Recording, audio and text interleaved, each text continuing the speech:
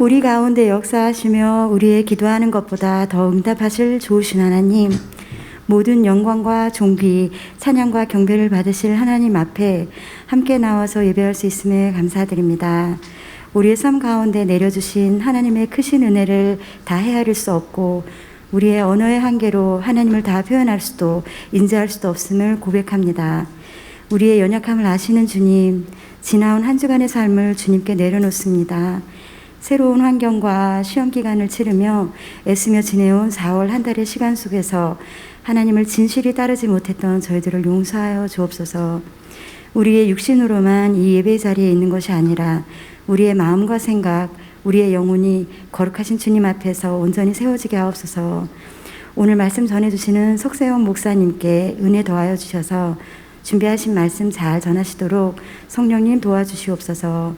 주시는 말씀 통하여 하나님의 생각과 뜻을 잘 이해하도록 예배에 모인 각 사람에게 섬세한 마음도 허락하여 주셔서 우리의 삶과 우리의 언어, 우리의 생각과 우리의 행함이 하나님의 뜻에 합당하게 하옵소서. 우리 대형교회를 축복해 주시고 교회를 이끄시는 사랑하는 좋은 담임 목사님과 그 가정을 지켜주시고 은혜 내려주시옵소서. 예배를 위해 먼저 나와 섬기시는 선생님과 친구들을 기억하여 주시고 특별한 은혜로 더하여 주옵소서. 모든 것을 주님께 감사드리며 예수님의 이름으로 기도드립니다. 아멘. 여러분 한 주간도 잘 보내셨나요? 네. 요즘 날씨가 참 좋은 것 같은데, 네. 같이 먼저 말씀을 보도록 하겠습니다. 함께 보실 말씀은 요한 1서 5장 1절에서 12절까지의 말씀입니다. 요한 1서 5장 1절에서 12절까지의 말씀 함께 읽도록 하겠습니다. 읽겠습니다. 예수께서 그리스도이심을 믿는 자마다 하나님께로서 난 자니 또한 내신 이를 사랑하는 자마다 그에게서 난 자를 사랑하느니라. 우리가 하나님을 사랑하고 그의 계명들을 지킬 때에 이로써 우리가 하나님의 자녀 사랑하는 줄을 아느니라.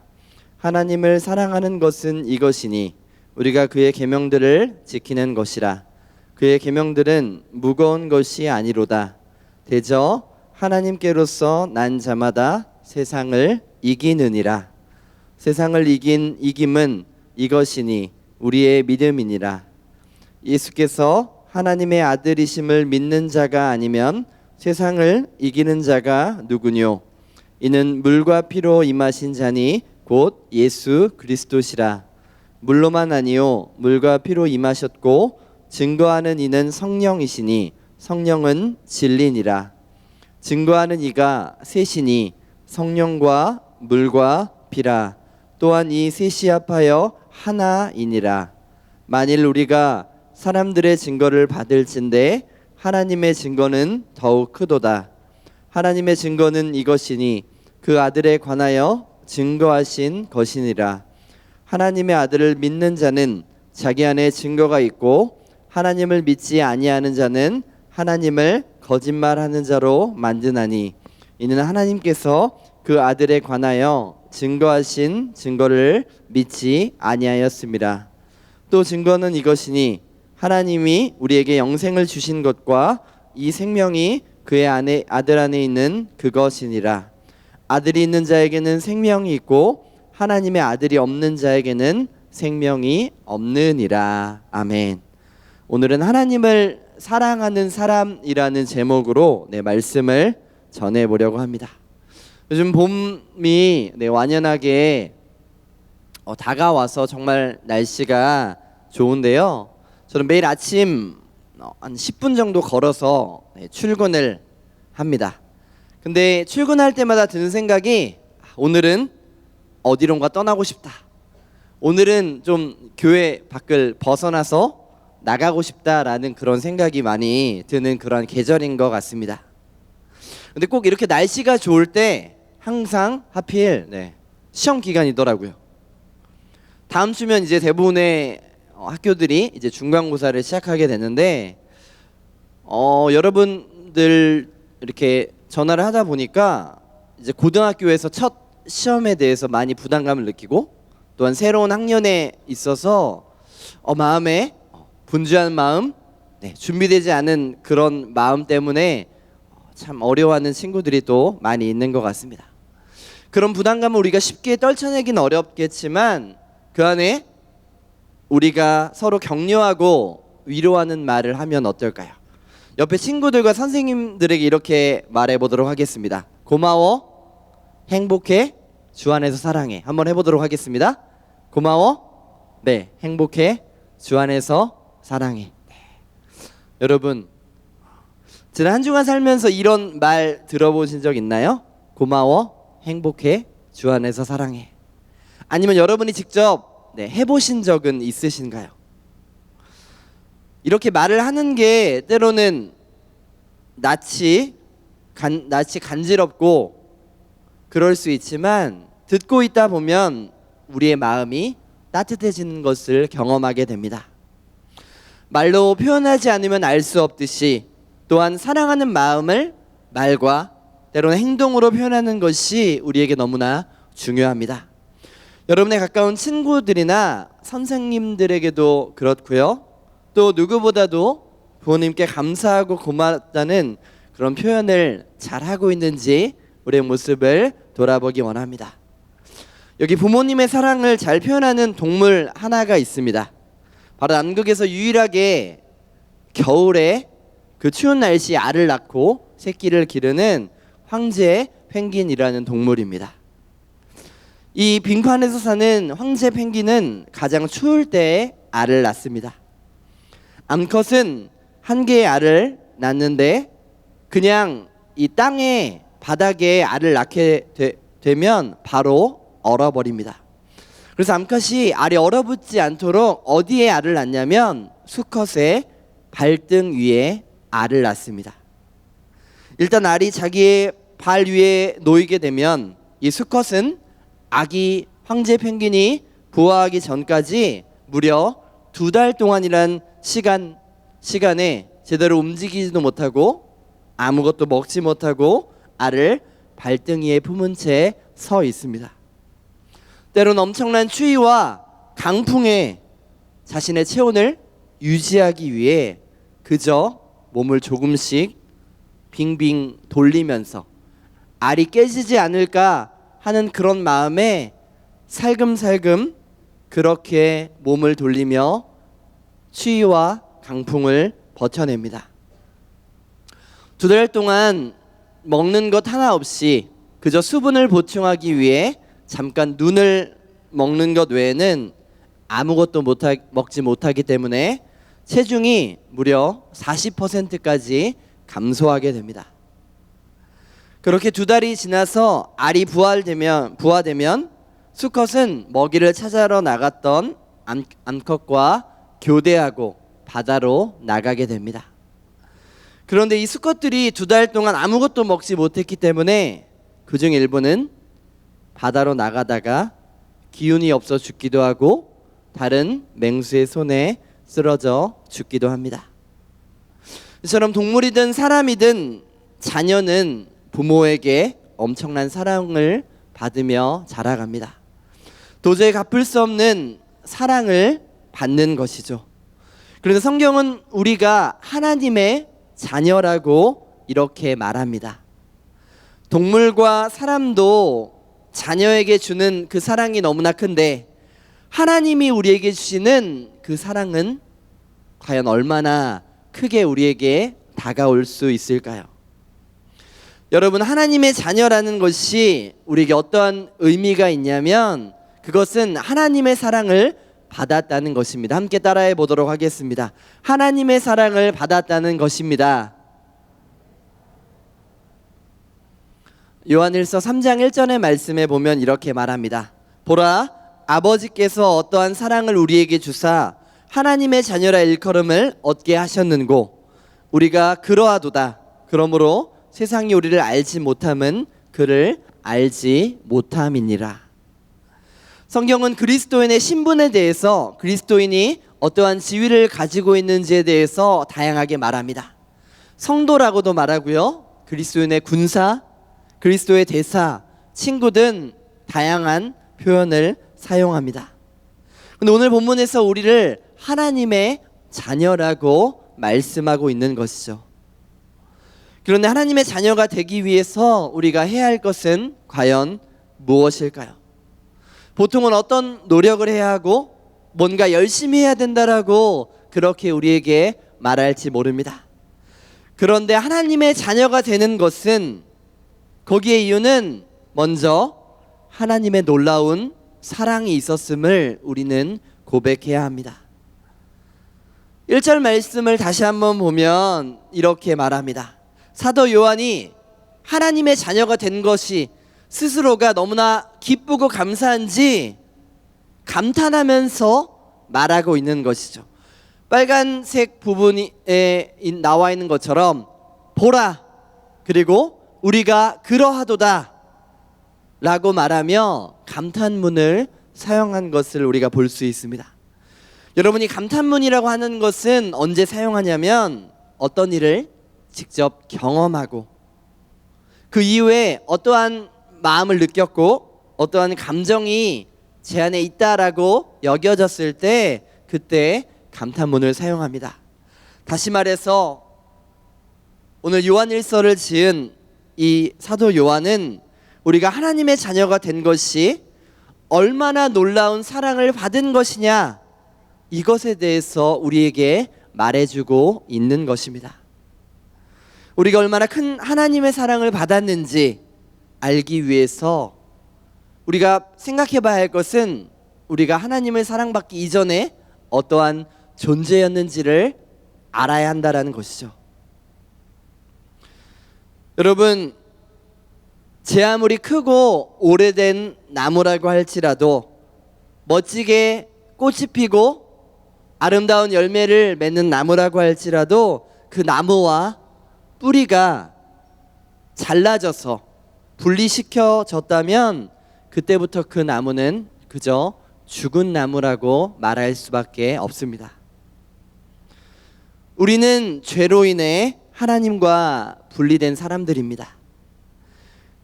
여러분들 중에 이렇게 말할지 모르겠어요.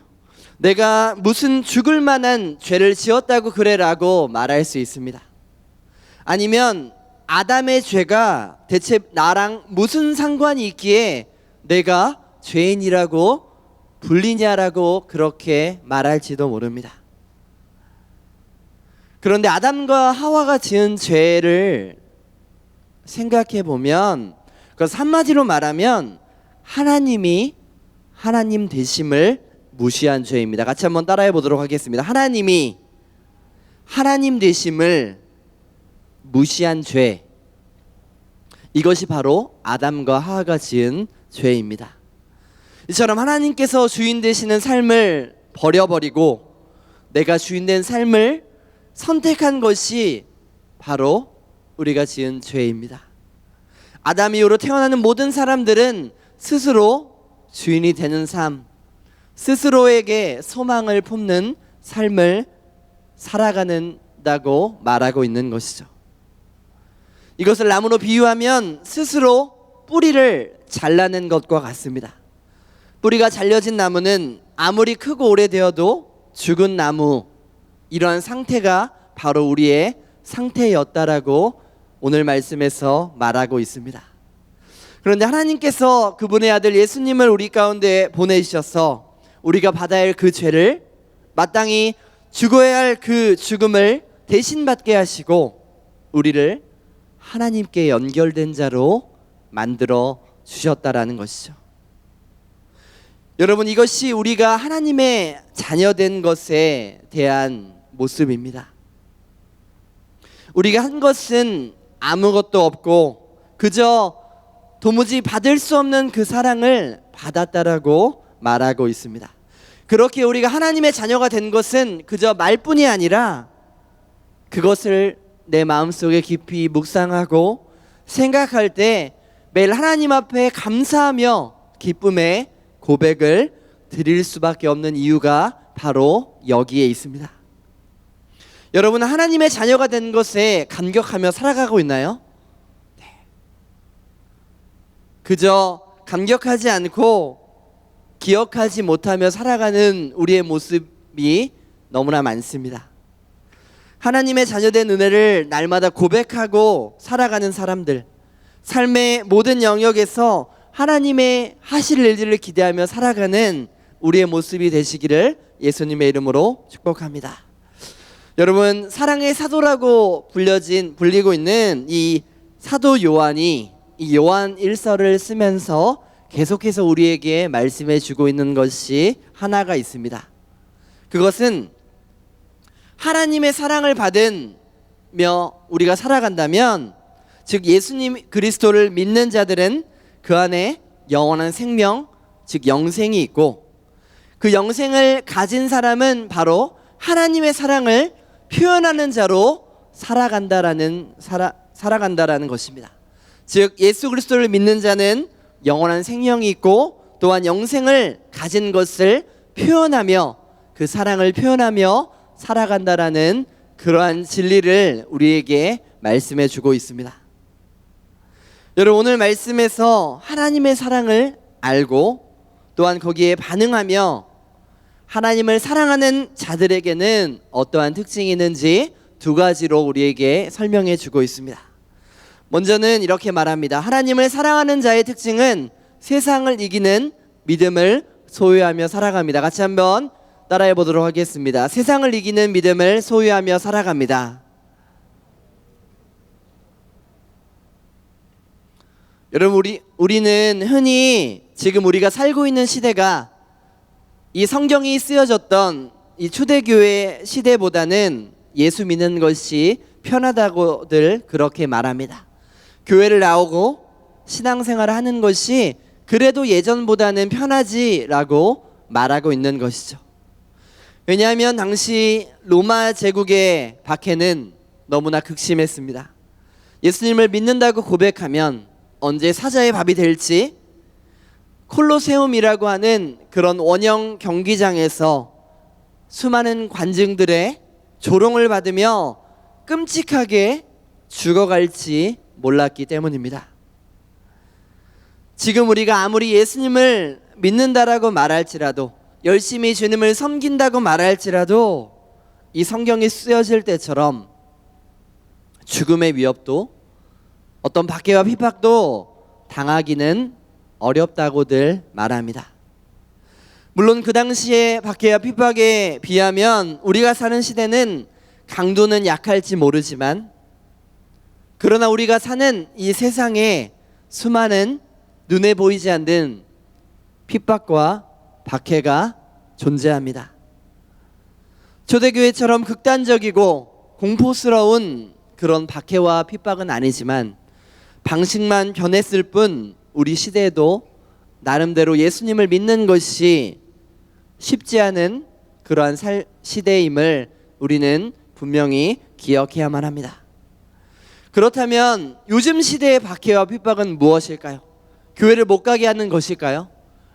아니면 그저 주변에서 그리스도인이라고 수군대는 그러한 비난과 조롱일까요?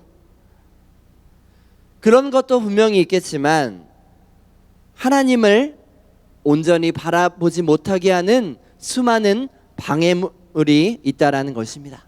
이 시대의 박해와 핍박은 하나님을 온전히 바라보지 못하게 하는 것입니다. 마찬가지로 이 시대에도 우리로 하여금 하나님을 바라보지 못하게 하는, 하나님을 지난 한 주간 생각하지 못하게 하는 수많은 일들과 수많은 세상의 가치관들이 존재하고 있다는 것이죠. 우리는 하나님을 바라보지 못할 때 어떻게 되냐면, 나는 이 세상에서만 살아가고 있구나, 이 현실의 내 삶의 시험 기간에 이것이 모든 것이라고 생각하고 얽매이며 살아가구나 라는 것이 우리의 모습입니다. 래퍼 이영지라는 분의 타협이란 노래 가사를 보다 보면 우리들이 살아가는 세상에서, 현실에서 느끼는 공부든 아니면 미래든 뭐든 우리 앞을 가로막는 세상의 것들에 대한 힘든 감정들이 저는 느껴졌습니다. 네, 제가 랩을 못하고요. 네, 그냥 읽어보도록 하겠습니다. 숨도 잘못 쉬는 곳, 위축의 시선이 팽배하는 곳, 그 사이에서 손쉽게 패배하는 것, 뭘 원하냐는 질문에 답을 안 해. 바라는 게 없네 더는. 이기주의 팽배 때문에 점점 더 배는 게 없어지네. 너도 나도 재단해낸 오류 때문에 무차별해지는 시대. I can survive the way I want. 너무 많은 기준, 또 너무 많은 noise, but 우린 완벽하지 않아. 우리를 억압하고 할 수 없다고 말하게 하는 것은 하나님의 생각을 온전히 갖지 못하게 하는 세상의 거짓된 속임수와 잘못된 말에 우리가 갇혀 있을지 모릅니다. 그래서 우리들은, 수많은 사람들은 망상을 하게 되고요, 또한 위축감에 빠져 살아갈 때가 너무나 많습니다. 또한 사람과 사람과의 관계에 있어서, 여러분과 친한 친구들과의 관계에 있어서 때로는 비교하게 되고 피해의식 속에 살아가는 우리의 모습을 발견합니다. 그러나 주님 우리에게 무엇이라고 말씀하실까요? 누가 뭐라든 정말 하나님의 자녀라는 그런 타이틀을 가진 우리에게 정말 자신감 있게 내 자존감을 높이며 내 자존심을 버리며 그렇게 주님을 바라보라고 말씀하십니다. 그렇게 육신계의 아픔과 상처, 또한 이것이 변질되어 쾌락을 추구하는 우리의 모습 가운데, 이러한 시대에 믿는 자들에게도 핍박과 박해는 그 방식과 모양이 좀 다를 뿐인지 우리에게 계속되고 있다라는 것이죠. 그렇다면 오늘 본문에서 이 세상을 이기며 살아갈 수 있는 참된 믿음은 어디에서부터 오는지 오늘 말씀에서 말하고 있습니다. 3절의 말씀입니다. 하나님을 사랑하는 것은 이것이니 우리가 그의 계명들을 지키는 것이라. 그의 계명들은 무거운 것이 아니로다. 이 세상을 이기는 믿음, 그것을 과연 어디에서 우리가 얻을 수 있을까요? 그 승리할 수 있는 원동력은 바로 계명, 즉 하나님의 말씀에서부터 시작합니다. 3절 말씀에서 하나님을 사랑하면, 즉 하나님의 말씀을 듣고 그것에 순종하는 사람은 너무나 그 말씀에 따라 살아갈 수 있다라고 말하고 있는 것이죠. 여러분, 우리가 인간관계에서 보면 정말 내가 사랑하는 사람, 내가 좋아하는 사람, 그 사람과 함께 있다 보면 상대방이 어떤 생각을 갖고 있는지, 또한 어떤 행동을 하는지, 그 사람이 좋아하는 것이 무엇인지 계속해서 관심을 기울이게 됩니다. 사랑하면 그 상대방의 음성을 잘 듣고요, 또한 그 상대를 만족시키기 위해 무엇을 좋아하냐고, 무엇을 먹고 싶냐고 그렇게 계속해서 묻습니다. 그리고 그 말을 그대로 억지로 내가 싫어하는 일을 할지라도 그대로 따르려고 하고, 그렇게 살았을 때 비로소 행복을 느끼게 되는 것이죠. 여러분도 이러한 사랑을 해보신 적이 있나요? 저는 이렇게 저번에 말했듯 모태솔로로 33년을 살다가 제 아내를 만났습니다. 얼마나 연애를 하는데 내 뜨거운 감정이, 그 열정이 타올랐을까요? 1년 정도 저희가 연애를 했는데 365일 중에 며칠 정도를 만났을까요? 한 300일을 만났습니다. 매일같이 끝나고 나면 6시까지 가면 제가 제 아내 회사에서 기다렸다가 12시고 1시고 만나서 데려다주고 돌아오고 새벽 기도 가고 이 일들을 계속 반복했지만 피곤하지도 않고 힘들지도 않고 그 값진 사랑이 어떠한 것인지를 경험할 수 있는 귀중한 시간이었습니다. 그래서 정말 하나님을 사랑한다면, 이러한 사랑보다 더 크신 하나님을 사랑한다면 하나님에 대해서 어떠한 마음을 가지고 우리가 하나님을 사랑할 수가 있을까요? 하나님이 어떻게 말씀하실까? 나에게 어떠한 좋은 것을 주실까? 하나님이 왜 이렇게 나에게 오늘 말씀을 주셨을까? 그렇게 생각하게 되고, 우리가 하나님의 마음과 생각에 매일매일 관심을 귀 기울이고, 내가 어떻게 하면 조금이나마 하나님의 말씀대로 살아갈 수 있을까 고민하며 또한 내 삶에 적용하는 인생을 살아간다라는 것이죠. 여러분, 사도행전 27장에 보면 사도 바울이 로마로 가던 도중에 유라굴로라는 광풍을 만나는 그러한 사건이 등장합니다. 갑자기 로마로 가다가 죽음의 위기에 처했던 것이죠.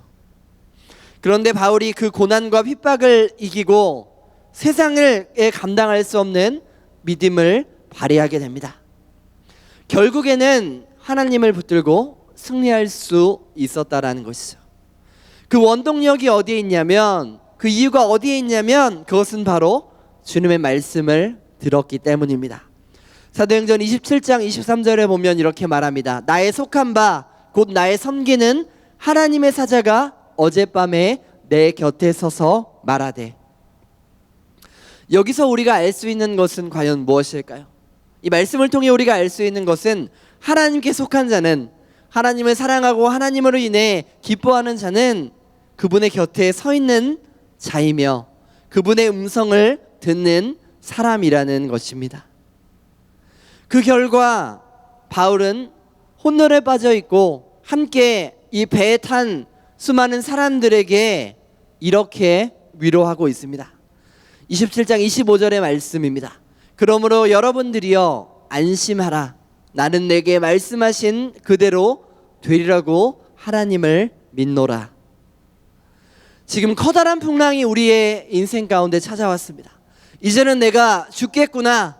모든 것을 버리고 내 목숨 하나만 살려주면 된다라는 그런 상황 가운데, 그런 사실을 모두가 느끼고 있을 때, 이런 상황에서 누가 안심하라고, 빈말이라도 괜찮다고 말할 수 있을까요?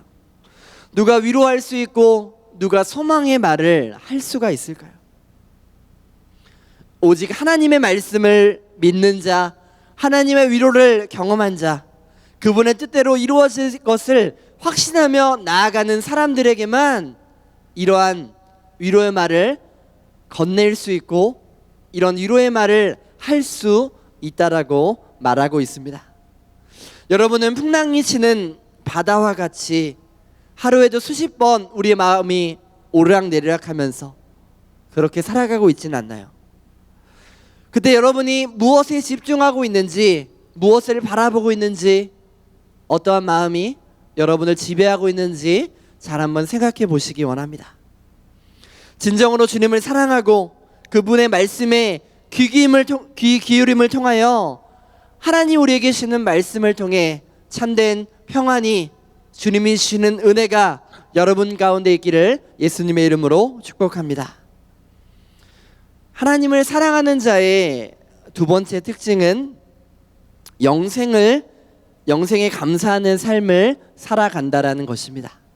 하나님을 사랑하는 자의 두 번째 특징은 영생에 감사하는 삶을 살아간다라고 말합니다. 11절과 12절의 말씀을 다시 한번 함께 읽어보도록 하겠습니다. 읽겠습니다. 또 증거는 이것이니 하나님 우리에게 영생을 주신 것과 이 생명이 그의 아들 안에 있는 그것이니라. 아들이 있는 자에게는 생명이 있고 하나님의 아들이 없는 자에게는 생명이 없느니라. 아멘. 오늘 본문 11절과 12절 말씀에 보면 영원한 생명이신 예수님이 우리 가운데 계시다라고 말씀합니다. 그 예수님을 영접한 자는 예수님이 가지고 있는 영원한 생명을 누릴 수 있고 그것을 소유하며 살아갈 수 있다라고, 즉 한마디로 구원받은 자로 살 수 있다라고 우리에게 말씀해 주고 있는 것이죠. 여러분, 내가 예수님을 믿음으로 예수님의 생명이 나에게 들어왔을 때 예수님과 나는 하나가 되는 놀라운 연합의 신비를 경험하게 됩니다. 이렇게 예수님과 내가 하나가 된다라는 것, 이것은 어떤 과학으로도 어떤 책으로도 설명할 수 없는 놀라운 하나님의 신비입니다. 흔히 우리가 전도할 때 아니면 처음 예수님을 믿고 신앙생활을 시작했을 때 한번 생각해 볼까요? 그때 말하는 것이 무엇이냐면 예수님을 영접하시겠습니까? 라고 묻고 대답하는 그러한 시간이 분명히 우리에게 찾아온다는 것입니다. 받아들인다는 것, 즉 영접한다는 것은 예수님과의 연합, 즉 하나됨을 우리에게 말씀해 주고 있습니다. 그래서 내가 지은 죄의 값을 내가 치르지 않아도 예수님이 대신 치러주시고 그 대신 치르신 예수님을 내가 마음에 모셨기 때문에 그분과 내가 하나됨을 우리는 경험할 수 있게 됩니다. 그래서 십자가 사건을 믿는 우리에게는 예수님이 내 안에 들어와 내 자리에 찾아와 오시고 또한 영원한 생명을 우리에게 주셨다라고 말하고 있는 것이죠. 이처럼 내가 구원받은 백성이 되고 영원한 하나님과 살 수 있는 존재로 변화되는 것이 바로 우리의 모습입니다. 그런데 이런 자에게는 어떠한 마음을 가지고 살아가야 할까요? 예수님을 믿고 예수님이 내 안에 들어와 계시고 예수님을 사랑한다라고 고백하는 사람들이 가져야 할 마음은 늘 감사와 또한 빚진 마음을 가지고 살아가야만 합니다. 왜 그러냐면 죄로 죽은 우리의 모습 가운데, 그런 처절하고 타락한 모습 가운데 생명을 주신 것이 너무나 감사한 일이기 때문입니다. 여러분, 생명에 대한 집착은 나이가 들면 들수록 우리 인간에게 가장 강력하게 요구되는 것입니다. 대표적인 인물이 지난주에 잠시 언급했던 진시황이라는 사람입니다. 진시황은 생명을 연장시키고 싶어서 오래 살고 싶어한 대표적인 인물인데요. 그래서 그는 그들의 신하들을 전국 방방 곳곳에 보내어 불로초를 찾으려 했으나 찾지 못했습니다. 그때 당시에 그의 권력이 얼마나 거대했는지 그의 지하 무덤은 유네스코에 등재될 정도로 너무나 거대하고 수많은 사람들이 그 일에 희생을 당했습니다. 그 무덤의 규모만큼 그의 힘이 얼마나 대단했고 그가 얼마나 부를 누리며 살아왔는지를 우리가 짐작해 볼 수가 있습니다. 그런데 여러분, 이 진시황이라는 사람은 몇 살에 죽었을까요? 한번 맞히는 분에게 제가 문상 하나 드리도록 하겠습니다. 몇 살에 죽었을까요, 여러분? 네, 저기 끝에 친구. 네? 네, 몇 살에 죽었냐면요. 49살에 죽었습니다. 맞췄어요? 네, 제가 드리도록 하겠습니다. 뭐 70, 80 예전이었지만 의료기술이 발달하지 않은 그런 시대였지만 70, 80 오래 세월을 산 것이 아니라 그저 고작 49세라는 그런 나이로 죽었다라는 것입니다. 여러분, 생명은 불로초를 찾는다고 해서 권력이나 힘 또 모든 것을 가지고 있다고 해서 가질 수 있는 것이 아닙니다. 오직 생명 되신 예수님을 우리가 맞아들이고 그 안에 예수님을 받아들일 때 이 생명이 우리에게 주어지는 것입니다.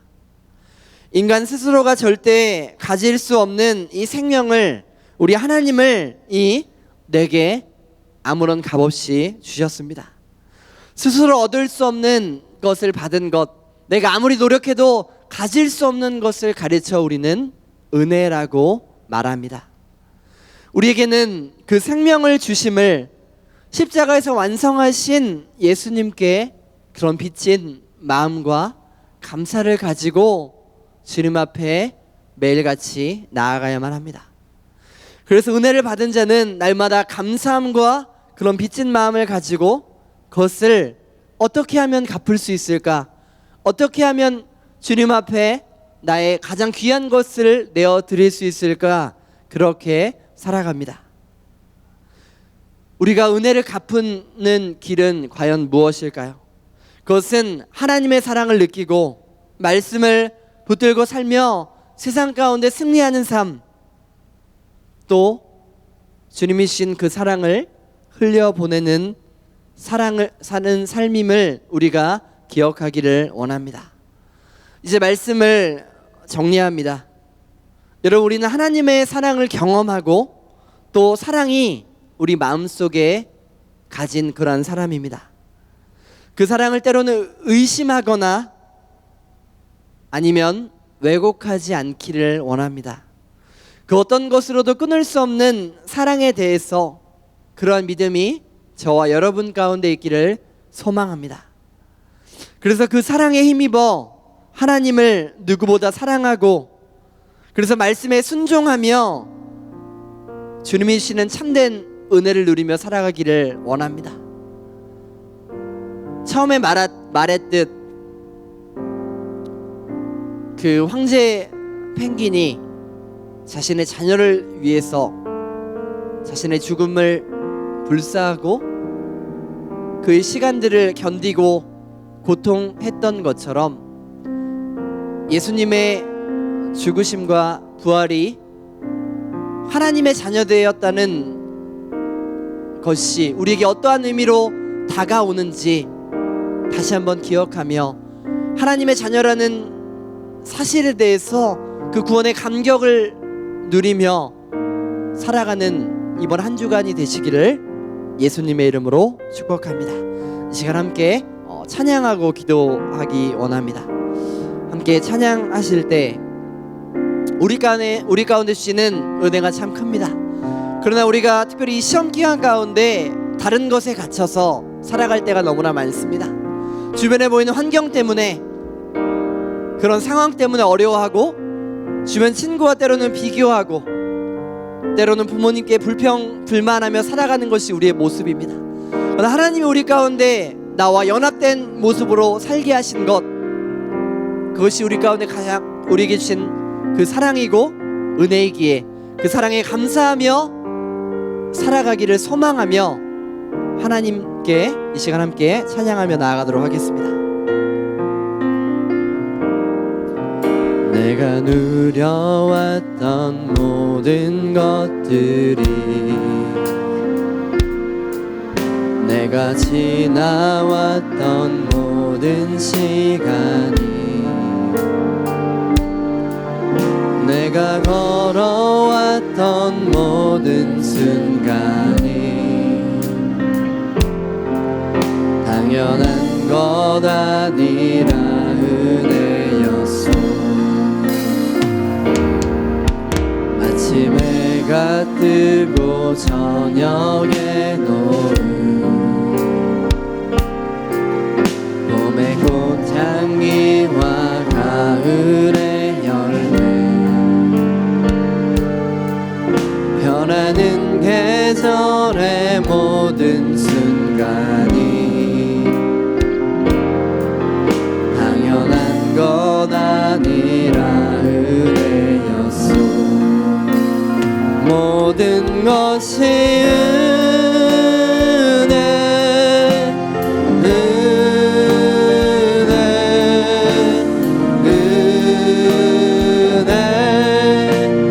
한없는 은혜. 내 삶에 당연한 건 하나도 없었던 것을, 모든 것이 은혜였소. 내가 이 땅에 태어나 사는 것, 어린아이 시절과 지금까지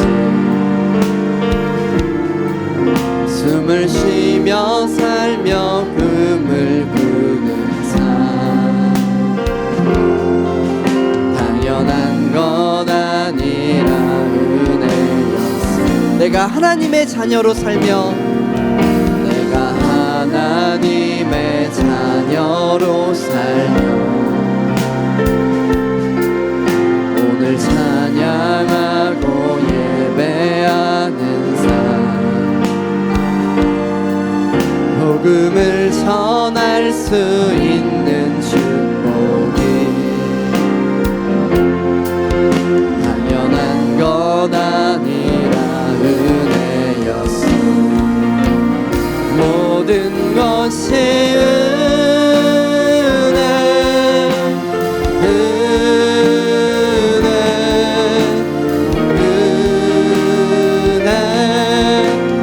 한없는 은혜 내 삶에 당연한 건 하나도 없었던 것을 모든 것이 은혜였어. 모든 것이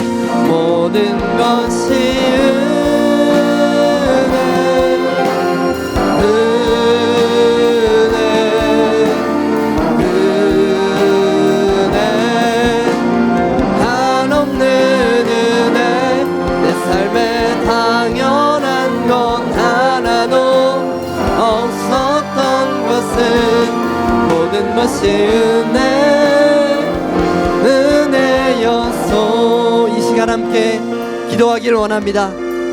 하나님이 나를 자녀 삼아주신 것, 하나님 나를 불러주신 것, 내가 이 시간 이 자리 가운데 나와서 하나님 앞에 찬양하고 하나님 말씀을 듣는 것, 이것이 그저 내가 내 발로 나온 것이 아니라 하나님은 나를 사랑하시고 나를 삼아주신 하나님의 그 크신 은혜와 사랑임을 깨닫게 하여 주시옵소서. 우리의 삶을 살아가면서 수많은 고난과 환난과 비박 가운데 살아갑니다. 때로는 이 어려운 시간 가운데 사람들의 눈총을 느끼며 나는 때로는 패배자처럼 내 인생에 두려운 그러한 연약한 존재인 것처럼 살아가지만 주님은 우리를 하나님의 자녀로 삼아주시고 그 특권을 누리라고 말씀하십니다. 내가 하나님을 사랑하는 자로서 주님이 베풀어 주신 그 크신 사랑을 기억하며 조금이나마 그 사랑을 전하는 자로 살아갈 수 있도록 주님 도와주시옵소서. 이 세상 가운데 승리하며 믿음으로 살아가는 귀한 존재임을 믿고 살아가는 하나님의 백성으로 살게 해달라고 이 시간 함께 기도하며 나아가도록 하겠습니다. 기도하겠습니다. 사랑하는 가 풍성하신 하나님 아버지, 우리 이 자리 가운데 불러오시고 베풀어주신 그 큰 은혜와 사랑임을 기억합니다. 우리의 마음이 아버지를 연약하고 부족하여서 하나님을 바라보지 못하고 이 세상 가운데 힘겨워하며 낙망할 때가 너무나 많습니다. 시험 가운데 시험을 받아 살아갈 때가 너무나 많습니다. 그것이 모든 것인 것처럼 이 땅에 살아가는 우리의 모습을 불쌍히 여기시고 다시금 하나님의 사람임을, 하나님의 자녀임을, 그 뜻거림을 기록하며 보라 내가 하나님의 자녀이도다. 이 땅에 어떤 것도 아버지 이것을 침해할 수 없고 이 세상에 어떤 것도 이것을 아버지 방해할 수 없음을 고백하며 살아갈 수 있도록 주님 도와주시옵소서. 우리 마음과 생각 모든 것 주님 앞에 맡깁니다. 내가 하나님을 사랑한다고 말하며 이 세상 가운데 아버지 이 세상을 이기며 살아갈 수 있도록 주님 도와주시옵소서. 주님 씨는 참된 믿음과 사랑을 가지고 주님 참신 은혜를 누리며 살아가는 존재로 살아갈 수 있도록 주님 도와주시옵소서. 우리가 낙심할 때마다 하나님의 말씀에 기준 삼고 이 말씀이 나의 생명 되어지고 이 말씀을 통하여 내가 위로받고 하나님의 사랑을 풍성히 누리며 살아갈 수 있는 우리 모두가 될 수 있도록 주님 인도하여 주시옵시고 함께하여 주시옵소서. 사랑 은혜가 충만하신 하나님 아버지, 우리 가운데 새날을 주시고 지난 한밤 가운데서도 나를 지켜주셔서 숨 쉴 수 있는, 하나님 앞에 예배할 수 있는 귀한 은혜를 허락하시니 감사드립니다. 하나님은 우리 가운데 베풀어 주신 은혜가 너무나 크심을, 우리가 하나님의 자녀됨을 우리가 기억하며 하나님 앞에 영광 돌리며 살아갈 수 있도록 주님 도와주시옵소서. 이 땅에 사는 것이 쉽지가 않습니다. 특별히 시험 기간 중에 있는데 우리의 마음이 날마다 오르락내리락하고 때로는 힘겨움 가운데 부담감 가운데 살아가는 우리 학생들 한 사람 한 사람을 위로하여 주시옵소서. 우리가 하나님의 자녀됨을 기억하며 하나님을 믿는 믿음으로 우리의 자신감이 회복되어지고 자존감이 높아지고 하나님만 붙들며 살아갈 수 있는 주를 바라보는 인생이 될 수 있도록 주님 역사하여 주시옵소서. 하나님을 사랑한다 말합니다. 그 믿음의 고백이 이 세상을 이기는 믿음으로 변할 수 있도록 주님 도와 주시옵시고, 하나님의 말씀이 우리 삶의 기준 삼아 어떤 상황 환경일지라도 그 말씀 대신 예수 그리스도를 따라 살아갈 수 있는 귀한 하나님의 백성 될 수 있도록 주님 날마다 축복하여 주시옵소서. 이번 한 주간도 우리의 삶을 붙들어 주시고 순간순간마다 말씀하실 그 말씀에 귀 기울이며 살아가는 귀한 학생들과 선생님들 되기를 예수 그리스도의 이름으로 소망하며 간절히 기도드리옵나이다. 아멘. 다 함께 헌금하도록 하겠습니다.